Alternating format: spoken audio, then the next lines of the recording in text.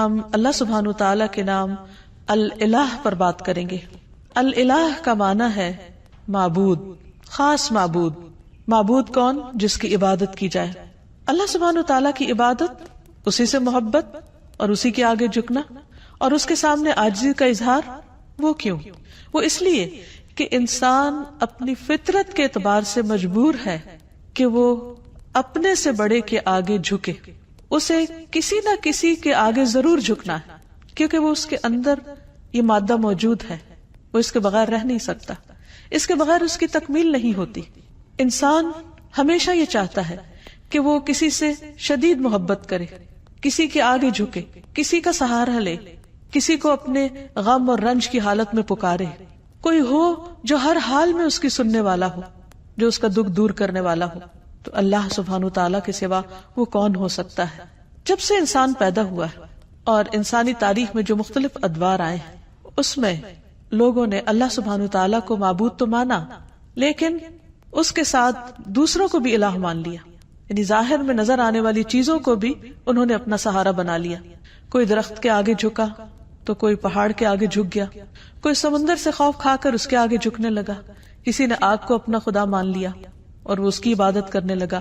گویا جس چیز سے وہ ڈرا یا جس چیز سے وہ حیران ہوا یا جس چیز نے اس کو امپریس کیا یا انفلوئنس کیا یا جس چیز کے لیے اس کے دل کے اندر ایک خاص کیفیت پیدا ہوئی، اس نے اسی کو اپنا معبود بنا لیا۔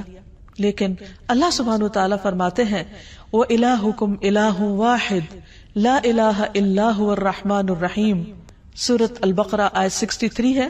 اور تمہارا معبود، تمہارا الہ بس ایک ہی الہ ہے، وہ جس نے ان سب چیزوں کو پیدا کیا ہے۔ مخلوق الہ نہیں ہو سکتی۔ الہ تو وہی ہو سکتا ہے کہ جس کے سب تابع ہو، جس کے آگے پوری کائنات جھکی ہوئی ہو۔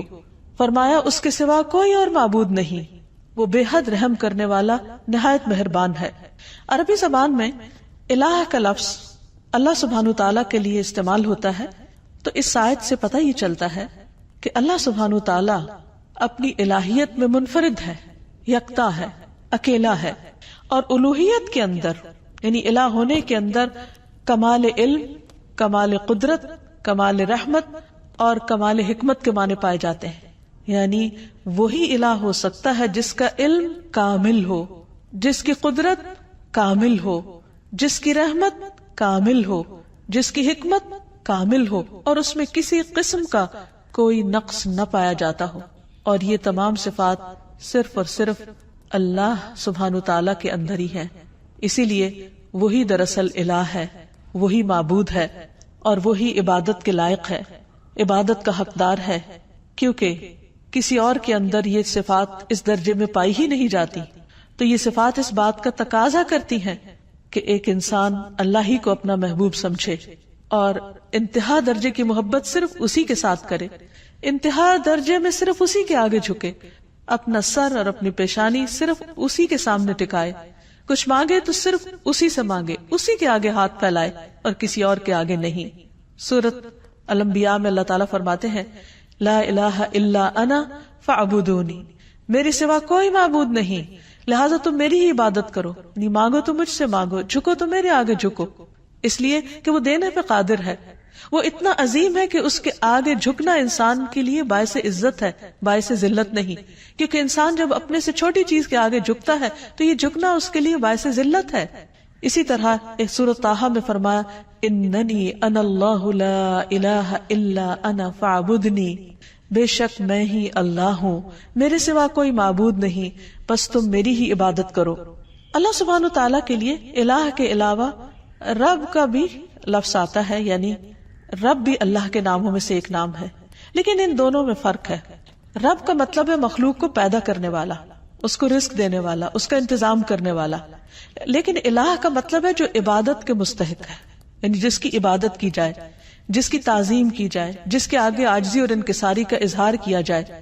تو عبادت حقیقت میں محبت، اطاعت، تسلیم و رضا اور تعظیم پر مبنی ہوتی ہے، اور یہ صرف الہ ہی کے لیے ہو سکتی ہے۔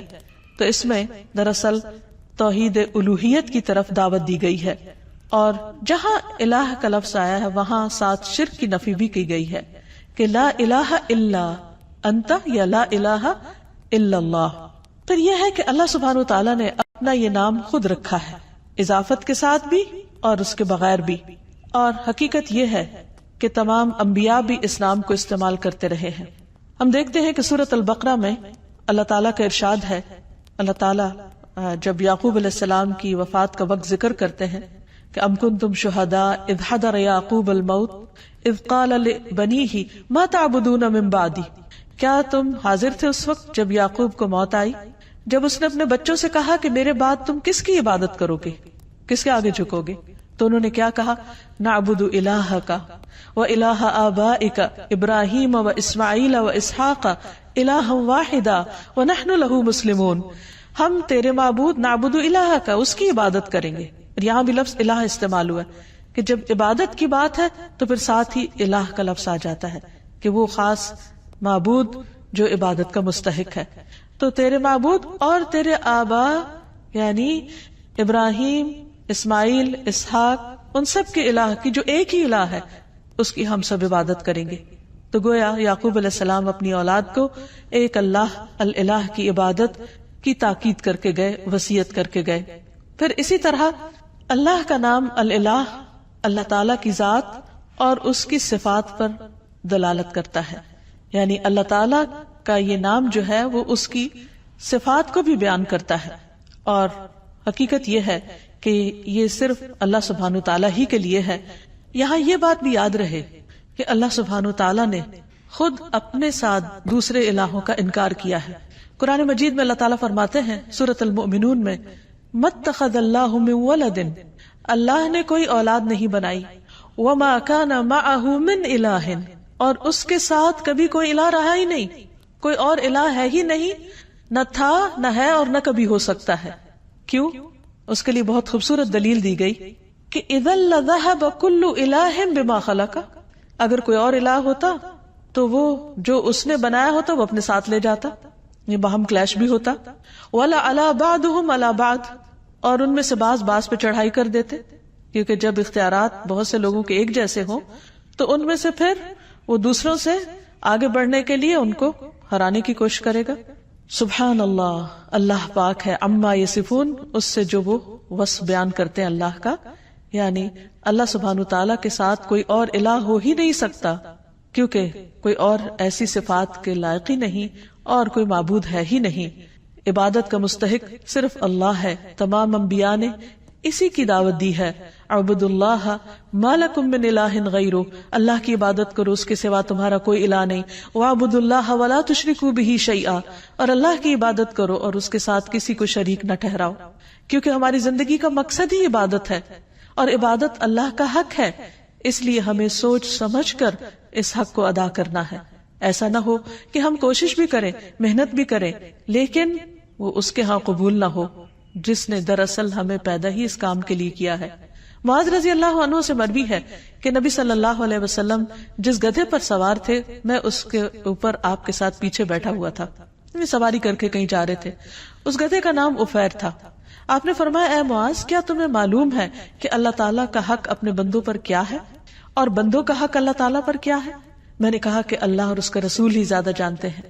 آپ نے فرمایا، اللہ کا حق اپنے بندوں پر یہ ہے کہ وہ اس کی عبادت کرے اور اس کے ساتھ کسی دوسرے کو شریک نہ ٹھہرائے، اور بندوں کا حق اللہ پر یہ ہے کہ جو بندہ اللہ کے ساتھ کسی کو شریک نہ ٹھہرائے اللہ اسے عذاب نہ دے، یعنی جو شخص توحید پر ہو پھر اللہ سبحانہ وتعالیٰ اس کو اپنے عذاب سے، سزا سے محفوظ رکھے۔ پھر یہ ہے کہ اللہ تعالیٰ کو راضی کرنے کے لیے ضروری ہے کہ ہم صرف اسی کی عبادت کریں اور اس کے ساتھ کسی کو شریک نہ ٹھہرائیں، اور اللہ کی رسی کو مضبوطی سے تھامے رکھیں اور کسی تفرقہ بازی کا شکار نہ ہو۔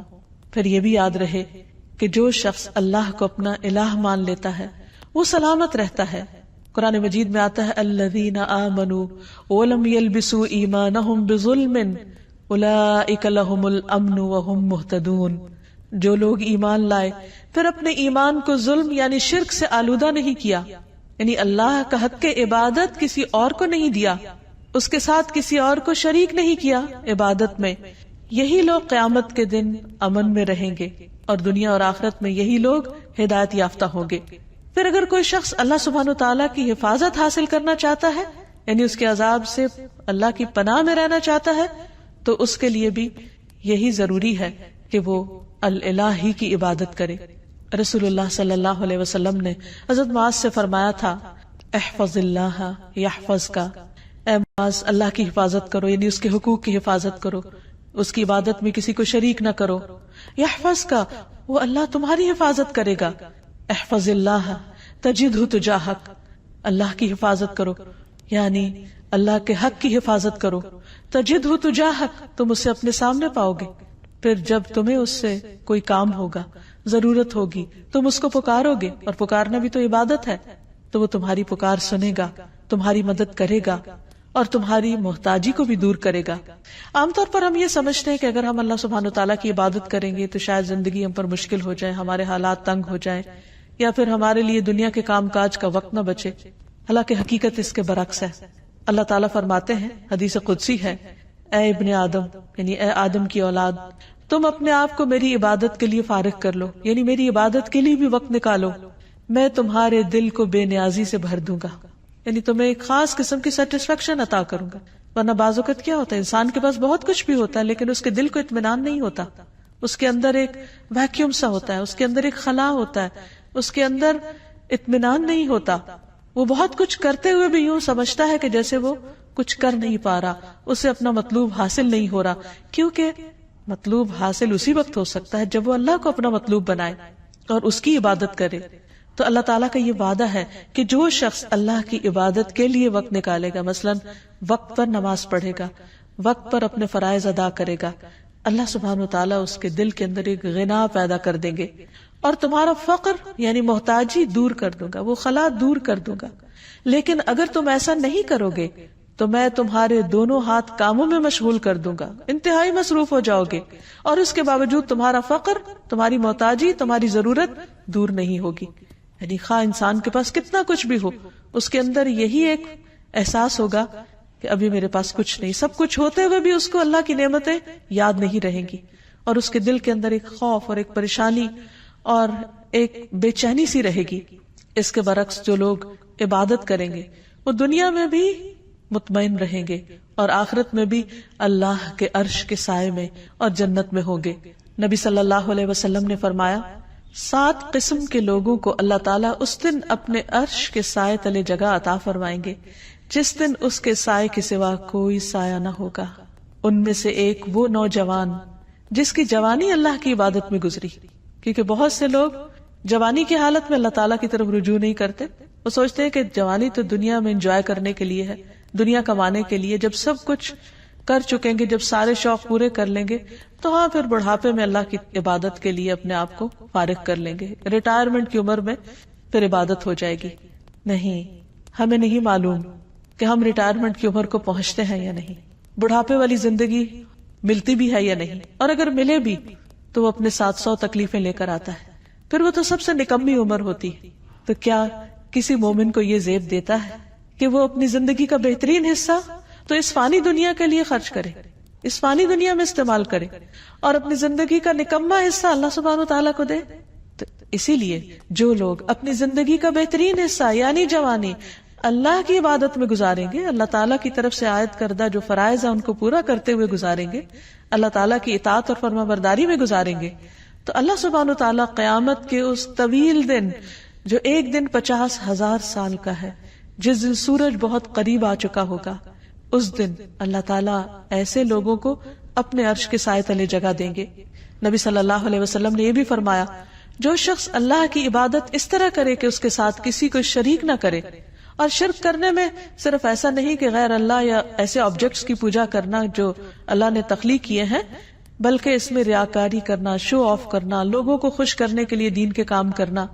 اگر انسان صرف اور صرف اللہ کی رضا کے لیے اچھے کام کرتا ہے، نماز قائم کرتا ہے، زکوٰۃ دیتا ہے، اللہ کی بات سنتا ہے اور مانتا ہے، تو اللہ تعالیٰ اسے جنت کے 8 دروازوں میں سے داخل ہونے کا اختیار دے دے گا کہ جس سے چاہو چلے جاؤ، جو تمہیں پسند ہے اس سے اندر آ جاؤ. یعنی کس قدر شاندار ویلکم ہوگا ایسے شخص کا جو دنیا میں شوق سے، رضا سے، خوشی سے اللہ کی طرف دوڑتا ہے، اللہ کی عبادت کرتا ہے. تو یہاں یاد رہے کہ عبادت کے 2 اہم اصول بھی ہیں.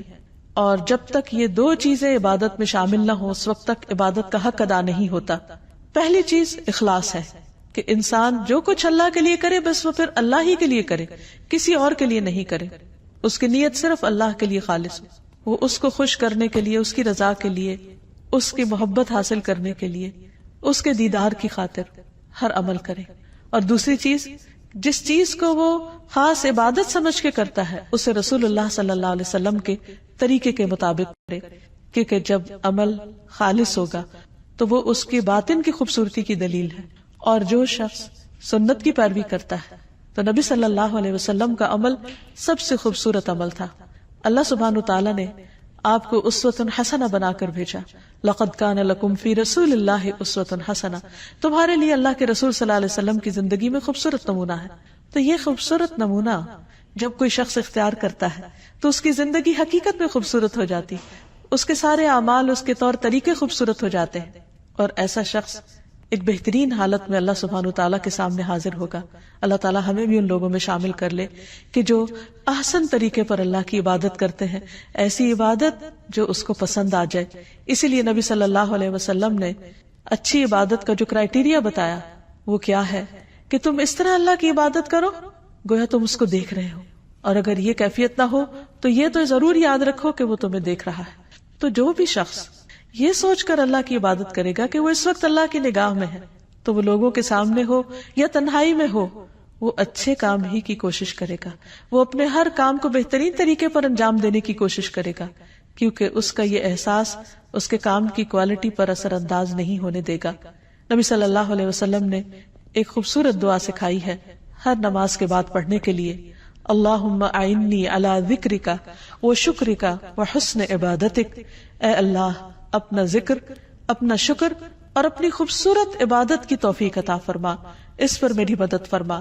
کیونکہ انسان کے ساتھ بہت سی مشکلات بھی ہیں، خود اس کا اپنا نفس اندر سے بعض اوقات ایسے فتنے میں مبتلا ہو جاتا ہے کہ عبادت کی حلاوت ختم ہو جاتی ہے. اسی طرح بعض اوقات شیطان کے ڈالے ہوئے وسوسے یا لوگوں کی باتیں، باہر کا ماحول انسان پر اثر انداز ہوتا ہے اور وہ اللہ سبحانہ وتعالیٰ کی عبادت کا حق ادا نہیں کرتا یا عبادت کو انجوائے نہیں کرتا. اس لیے جو ہی ایک عبادت مکمل ہو تو اگلی عبادت کے لیے، یعنی ایک نماز کے اختتام پر اگلی نماز کے لیے اور اگلی مزید عبادات کے لیے انسان دعا کرے، کیونکہ اللہ کی عبادت پر اللہ تعالیٰ ہی بہترین طریقے پر مدد کر سکتے ہیں. پھر اسی طرح یہ ہے کہ انسان اپنی عبادات میں کمی کوتاہی نہ کرے. اب دیکھیے کہ ذرا تھوڑی دیر کے لیے سوچئے کہ مثلاً اگر آپ کا حق کسی پر ہو اور وہ اس کو ادھورے طریقے سے ادا کرے تو آپ کو کیسا لگے گا؟ مثلا کسی نے آپ سے قرض لیا اور جب وہ واپس کرے تو آدھا کرے. کسی نے آپ سے کسی چیز کے دینے کا وعدہ کیا اور پھر اس کو پورا نہیں کیا، تو اس پر آپ کی کیفیت کیا ہوگی؟ اس بات سے اب اس معنی اور مقصد کو سمجھیے کہ اللہ سبحانہ وتعالیٰ نے ہم پر کچھ فرائض اور کچھ عبادات لازم کی جن کو ہمیں ہر صورت ادا کرنا ہے. مثلا دن میں 5 نمازیں فرض ہیں. اب اگر کوئی شخص یہ کہے کہ میں نے 4 پڑھ لیے، کیا یہ کم ہے؟ یہ بھی تو بہت ہے. نہیں، اللہ سبحانہ وتعالیٰ نے 5 کا حکم دیا ہے. ہم اسے اپنی مرضی سے 4 نہیں کر سکتے یا 3 نہیں کر سکتے، اور اسی طرح اپنی مرضی سے 6 بھی نہیں کر سکتے ان کو، کیونکہ اتنا ہی کرنا ہے، اسی طرح کرنا ہے جیسا کرنے کا اللہ سبحانہ وتعالیٰ نے حکم دیا، تبھی عبادت کا حق ادا ہوگا. عبادت کا مطلب ہوتا ہے مکمل اطاعت، اور اگر ہم بات ہی نہیں مان رہے تو پھر اپنی مرضی سے جو بھی چاہیں کریں وہ عبادت شمار نہیں ہوگی. ہاں، اللہ کی رضا، اللہ کی پسند، اللہ کی خوشی کے لیے چھوٹا سا کام بھی کرے، ایک لقمے جیسی چیز بھی اللہ کے راستے میں خیرات کر دے، اللہ سبحانہ وتعالیٰ اسے خوشی سے قبول کرتے ہیں اور اسے بڑھاتے ہیں، حتیٰ کہ ایک لقمہ بہت پہاڑ برابر کر دیتے ہیں اجر و ثواب کے اعتبار سے، کیونکہ وہ صرف اللہ کے لیے دیا گیا، وہ صرف اللہ کی رضا اور اللہ کی خوشی میں اللہ کی خاطر خرچ کیا گیا. تو اللہ سبحانہ وتعالیٰ اس کی بہترین طریقے پر قدردانی فرماتے ہیں. تو ہمیں نہ عبادت میں اضافے کا حق حاصل ہے اور نہ عبادت میں کوتاہی کا. یہاں یہ یاد رہے کہ اللہ سبحانہ وتعالیٰ نے ہم پر جو عبادت فرض کی ہے، ہمیں اس میں اختیار نہیں دیا گیا کہ ہم اپنی مرضی سے اس عبادت میں کچھ اضافہ کر دیں یا پھر اس میں کچھ کمی کر دیں، کیونکہ عبادت کی اصل روح اطاعت ہے، فرما برداری ہے، اللہ کے حکم کی تابعداری ہے. انس رضی اللہ عنہ سے مروی ہے کہ ایک آدمی نبی صلی اللہ علیہ وسلم کی خدمت میں حاضر ہوا اور عرض کی، اے اللہ کے رسول صلی اللہ علیہ وسلم، یہ بتائیے کہ اللہ تعالیٰ نے کتنی نمازیں فرض کی ہیں، یعنی جن کی پابندی ہم پر لازم ہے. آپ نے فرمایا اللہ نے اپنے بندوں پر 5 نمازیں فرض کی. اس نے پوچھا ان سے پہلے یا بعد میں تو کوئی نماز فرض نہیں، یعنی ان کے علاوہ فرض کے درجے میں تو نہیں کچھ. آپ نے 3 بار یہ فرمایا کہ اللہ نے اپنے بندوں پر 5 نمازیں فرض کی ہیں.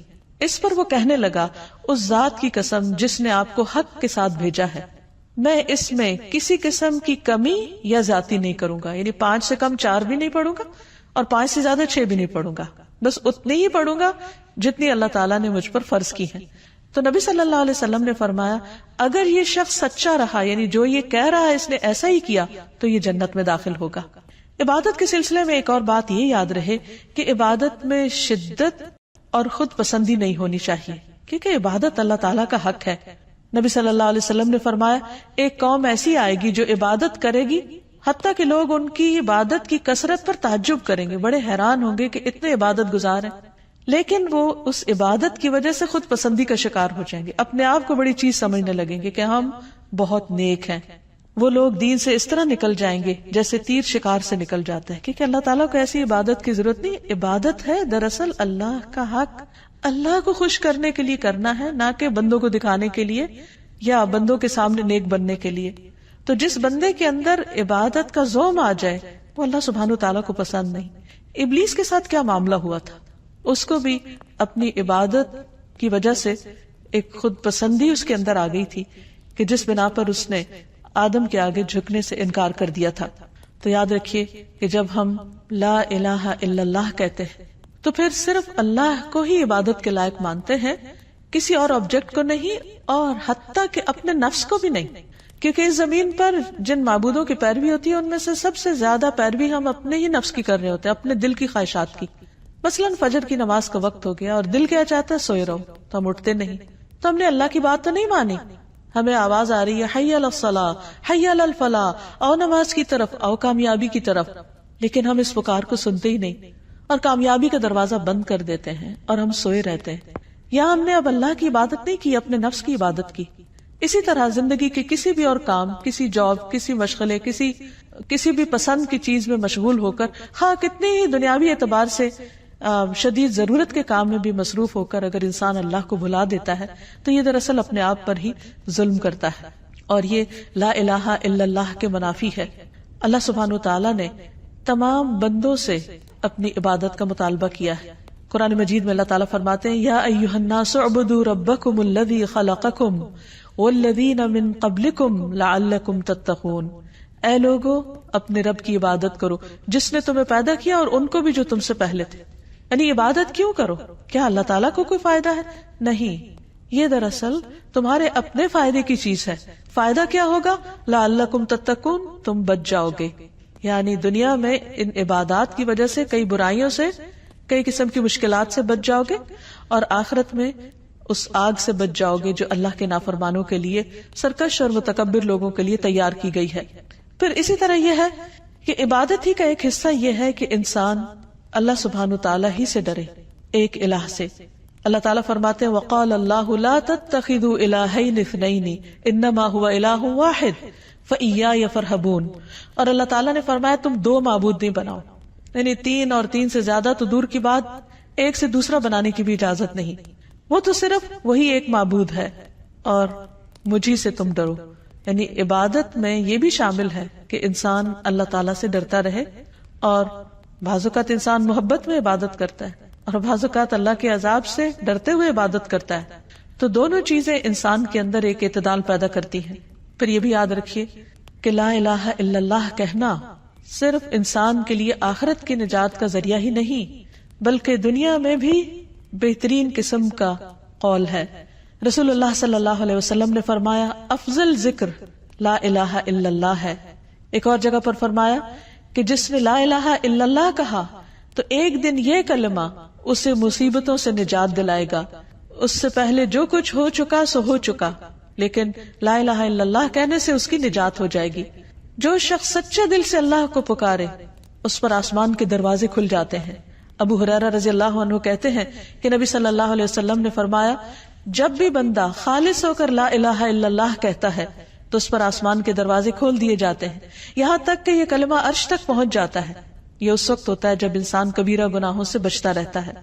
نبی صلی اللہ علیہ وسلم نے فرمایا جس نے لا الہ الا اللہ وحدہ لا شریک لہ لہ الملک ولہ الحمد وہو علی کل شیء قدیر پڑھا اور خالص ہو کر کہا، زبان سے اس کی تصدیق کی، تو اس کے لیے آسمان کے دروازے کھول دیے جاتے ہیں، حتیٰ کہ اللہ تعالیٰ زمین میں اس کہنے والے کی طرف دیکھتا ہے، یعنی کس نے یہ کلمہ کہا، اور جس کی طرف اللہ تعالیٰ نے دیکھ لیا اس بندے کا یہ حق ہے کہ اللہ تعالیٰ اس کا مطالبہ اس کو عطا کر دے۔ اسی لیے نبی صلی اللہ علیہ وسلم نے یہ بہت ہی خوبصورت بات ہمیں بتائی کہ عرفہ کے دن کی بہترین دعا جو تمام انبیاء نے مانگی وہ ہے لا الہ الا اللہ وحدہ لا شریک لہ لہ الملک ولہ الحمد وہو علی کل شیء قدیر۔ اس میں اللہ سبحانہ وتعالیٰ کی وحدانیت کا ذکر بھی ہے، شرک کی نفی بھی ہے، اللہ سبحانہ وتعالیٰ کی تعریف کی بات بھی ہے، اور اس کی قدرت کا اقرار بھی ہے کہ وہی ہر چیز پر قدرت رکھتا ہے۔ اس میں آپ دیکھیے براہ راست کچھ نہیں مانگا گیا، صرف اللہ سبحانہ وتعالیٰ کی وحدانیت اور اس کی تعریف کا ذکر ہے۔ تو جو شخص یہ کلمہ پڑھ لیتا ہے تو اللہ سبحانہ وتعالیٰ اس پر نظر رحمت فرما دیتے ہیں۔ پھر یہ کلمہ صرف زندگی میں نہیں، صرف مشکلات میں نہیں، مرنے والا اگر مرتے وقت پڑھتا ہے تو اس کے لیے جنت کا وعدہ ہے۔ رسول اللہ صلی اللہ علیہ وسلم نے فرمایا اپنے مرنے والوں کو لا الہ الا اللہ کی تلقین کیا کرو، کیونکہ اس کلمے پہ موت آنے پر جنت میں داخلہ اور جہنم حرام کر دی جاتی ہے۔ یہ کلمہ اللہ کے ہاں حجت بنتا ہے، نبی صلی اللہ علیہ وسلم کی شفاعت کا ذریعہ ہے، اور اس کلمے کا وزن ہر چیز سے زیادہ ہے۔ نوف رضی اللہ عنہ کہتے ہیں کہ اگر آسمان و زمین اور ان کے درمیان کی تمام چیزوں کو ترازو کے ایک پلڑے میں رکھ دیا جائے اور دوسرے پلڑے میں صرف لا الہ الا اللہ رکھ دیا جائے تو وہ دوسرا پلڑا جھک جائے گا۔ اسی لیے اگر کسی شخص نے سچے دل سے لا الہ الا اللہ پڑھا ہو اور ہر شرک سے نفی کی ہو تو قیامت کے دن یہی ایک کلمہ اس کی نجات کا ذریعہ بن جائے گا۔ اور اگر کوئی اپنے گناہوں کی وجہ سے دوزخ کی آگ میں گیا بھی تو اس لا الہ الا اللہ کی وجہ سے اس کو وہاں سے بالآخر نکال لیا جائے گا، خواہ اس نے بڑے بڑے گناہ کیے ہوں، لیکن ان گناہوں کی سزا بھگتنے کے بعد یہ کلمہ اس کی نجات کا ذریعہ بنے گا۔ تو حقیقت یہ ہے کہ اللہ سبحانہ وتعالیٰ کا یہ نام یعنی الالہ، اس کے ساتھ جب اللہ کو پکارا جاتا ہے تو انسان کی دعا قبول ہوتی۔ اسی لیے نبی صلی اللہ علیہ وسلم کو خاص طور پر حکم دیا گیا قل اعوذ برب الناس ملک الناس الہ الناس من شر الوسواس الخناس الذی یوسوس فی صدور الناس من الجنۃ والناس۔ آپ کہہ دیجئے میں پناہ لیتا ہوں لوگوں کے رب کی، لوگوں کے بادشاہ کی، لوگوں کے الہ، لوگوں کے معبود کی، وسوسہ ڈالنے والے کے شر سے جو پلٹ پلٹ کر آنے والا ہے، جو لوگوں کے سینوں میں وسوسے ڈالتا ہے۔ پھر ہم دیکھتے ہیں کہ یونس علیہ السلام جب مچھلی کے پیٹ میں چلے گئے اور انتہائی غم کی حالت میں تھے، اس وقت جب انہوں نے اسی کلمے کے ذریعے اللہ کو پکارا تو اللہ سبحانہ وتعالیٰ نے ان کا غم دور کر دیا، انہیں اس بڑی مشکل سے نجات دی۔ اور وہ کلمہ کیا ہے؟ وَذَنُّونِ إِذْ ذَهَبَ مُغَاضِبًا فَظَنَّ أَن لَّن نَّقْدِرَ عَلَيْهِ فَنَادَىٰ فِي الظُّلُمَاتِ أَن لَّا إِلَٰهَ إِلَّا أَنتَ سُبْحَانَكَ إِنِّي كُنتُ مِنَ الظَّالِمِينَ۔ اور مچھلی والے کو جب وہ غصے سے بھرا ہوا چلا گیا، بس اس نے سمجھا کہ ہم اس پر گرفت تنگ نہ کریں گے، تو اس نے اندھیروں میں پکارا کہ تیرے سوا کوئی معبود نہیں، صرف اس الہ کو پکارا، تو پاک ہے، یقیناً میں ظلم کرنے والوں میں سے ہو گیا ہوں۔ تو اللہ سبحانہ وتعالیٰ نے انہیں وہاں سے نجات دی اور باقی سب مومنوں کو بھی بشارت دی، وَكَذَلِكَ نُنْجِي الْمُؤْمِنِينَ، کہ باقی مومنوں کو بھی ہم اسی طرح نجات دیں گے۔ اسی لیے نبی صلی اللہ علیہ وسلم جب کسی کرب کی حالت میں ہوتے، تکلیف کی حالت میں ہوتے تو پڑھتے لا الہ الا اللہ العظیم الحلیم، لا الہ الا اللہ رب العرش العظیم، لا الہ الا اللہ رب السماوات ورب الارض ورب العرش الکریم۔ اللہ صاحب عظمت اور بردبار کے سوا کوئی معبود نہیں، اللہ کے سوا کوئی معبود نہیں جو عرش عظیم کا رب ہے، اللہ کے سوا کوئی معبود نہیں جو آسمانوں اور زمین کا رب ہے اور عرش کریم کا رب ہے۔ تو جو شخص تنگی اور تکلیف میں اس دعا کو پڑھے گا اللہ سبحانہ وتعالیٰ اس کی تکلیف کو دور کر دے گا، کیونکہ نبی صلی اللہ علیہ وسلم اس دعا کو پڑھا کرتے تھے۔ پھر سید الاستغفار میں بھی جب ایک بندہ کہتا ہے اللہم انت ربی لا الہ الا انت خلقتنی وانا عبدک وانا علی عہدک ووعدک ما استطعت اعوذ بک من شر ما صنعت ابوء لک بنعمتک علی وابوء بذنبی فاغفر لی فانہ لا یغفر الذنوب الا انت۔ اے اللہ آپ میرے رب ہیں، آپ کے علاوہ کوئی الہ نہیں، کوئی معبود نہیں، آپ نے مجھے پیدا کیا، میں آپ کا بندہ ہوں، اپنے عہد اور وعدے پر قائم ہوں، جتنی بھی مجھ میں استطاعت ہے، جتنی بھی ہمت ہے، میں آپ کے احسانات کا اقرار کرتا ہوں اور اپنے گناہوں کا بھی اعتراف کرتا ہوں، آپ مجھے بخش دیجئے، کیونکہ آپ کے علاوہ گناہوں کو کوئی بھی معاف نہیں کر سکتا۔ تو جو شخص اس کلمے کو پڑھتا ہے، اس استغفار کو پڑھتا ہے جس کو سید الاستغفار، استغفار کا سردار کہا گیا، تو اگر شام کے وقت پڑھتا ہے اور رات کو ڈیتھ ہو جاتی ہے تو اللہ تعالیٰ اس کے سارے گناہ معاف کر دیں گے، اس کو جنت میں داخل کریں گے۔ اسی طرح صبح سویرے اگر کوئی پڑھتا ہے تو رات میں اگر کوئی غلطی ہو گئی تو اللہ تعالیٰ اس کو معاف فرما دیں گے اور اس کو جنت میں داخل کرنے کا وعدہ کیا گیا ہے۔ تو حقیقت یہ ہے کہ انسان پر اللہ کا حق یہ ہے کہ انسان خالص ہو کر اس کی عبادت کرے اور ہر مشکل میں اسی کو پکارے اور اس کے اس نام کا واسطہ دے کر پکارے، تو انشاءاللہ اس کی دعائیں قبول ہوگی۔ اللہ تعالی ہمیں اس عمل کی توفیق عطا فرمائے۔ وآخر دعوانا ان الحمد للہ رب العالمین۔